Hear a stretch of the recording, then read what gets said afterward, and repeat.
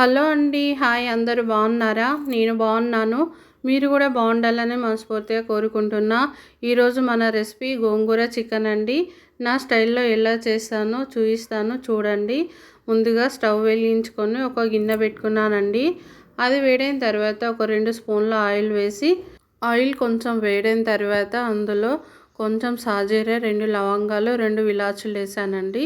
తర్వాత పచ్చిమిర్చి కూడా వేసాను. నేను మసాలాలు ఎక్కువ వేయలేదండి, ఎందుకంటే మసాలాలు తినడం అంత ఆరోగ్యానికి మంచిది కాదు కాబట్టి నేను ఎక్కువ మసాలాలు వాడానండి. సింపుల్గా చేశాను చూడండి. తర్వాత పచ్చిమిర్చి వేసుకున్న తర్వాత ఆనియన్ కూడా వేసి ఇలా వేయించుకోవాలి. అందులోనే కొంచెం అంత కల్లేమాకు, కొంచెం కొత్తిమీర, పుదీనా కూడా వేసుకుందామండి. ఇది కూడా కొంచెం వేగిన తర్వాత ఆనియన్ని బ్రౌన్ కలర్ వచ్చే వరకు వేయించుకోవాలండి. ఇప్పుడు ఒక స్పూను అల్లం వెల్లుల్లి పేస్ట్ వేసుకుందాము.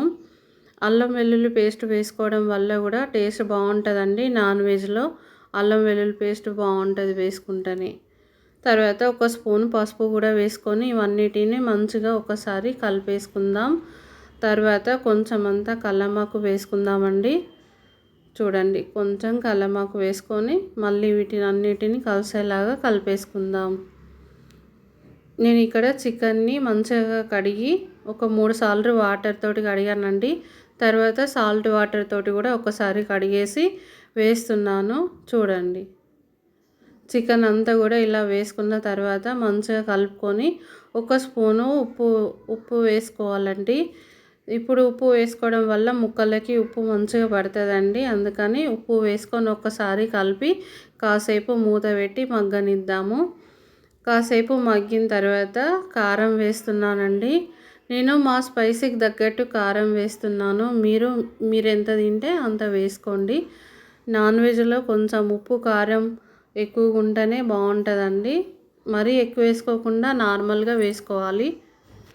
కారం కాసేపు మగ్గిన తర్వాత ఇప్పుడు ఇందులో ఒక 2 టమాటాలు ఇలా సన్నగా కట్ చేసి వేసుకోవాలి. ఇవి కూడా కాసేపు ఉడకనిద్దామండి. టమాటా కూడా మగ్గాలి కదా, అందుకని మూత పెట్టి కాసేపు మగ్గనిద్దాము. టమాటా మగ్గిందా లేదా చూద్దాము. ఇప్పుడు మూత తీసి టమాటా ఇలా ఉడికిపోయిందా లేదా ఒకసారి చూసుకొని ఇలా వాటర్ వేసుకుందాము.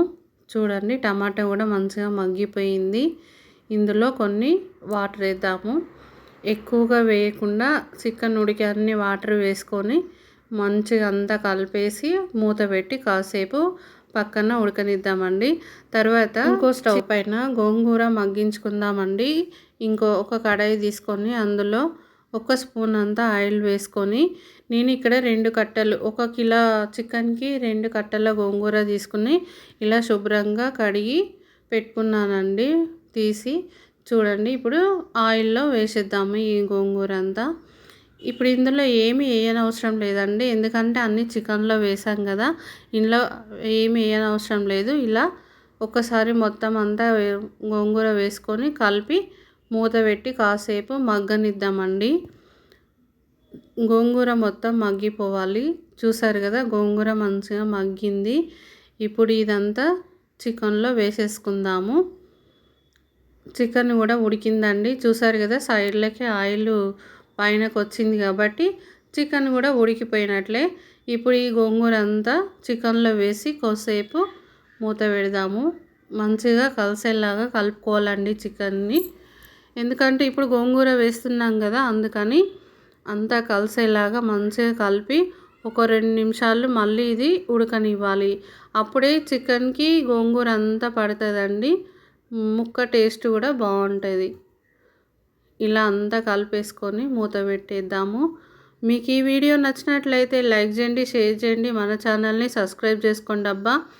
మీరు కొంచెం ఎంకరేజ్ చేయడం వల్ల ఇలాంటి వీడియోలు ఎన్నో తీయాలనిపిస్తూ ఉంటుంది. ఒక లైక్ వేసుకోండి. చూసారు కదా, కాసేపు ఉడికిన తర్వాత ఆయిల్ అంతా పైనకి తేలింది. చికెన్ రెడీ అయిపోయింది. గుమగుమలాడే గోంగూర చికెన్ రెడీ అండి. మీకు నచ్చితే ఒక లైక్ వేయండి. బాగుంది కదా గోంగూర చికెన్, టేస్ట్ కూడా అలాగే ఉంటుందండి, చాలా బాగుంటుంది. ఒకసారి మీరు ట్రై చేసి ఎలా వచ్చిందో కామెంట్ బాక్స్లో కామెంట్ చేయండి. మరొక వీడియోలో మళ్ళీ కలుద్దాం.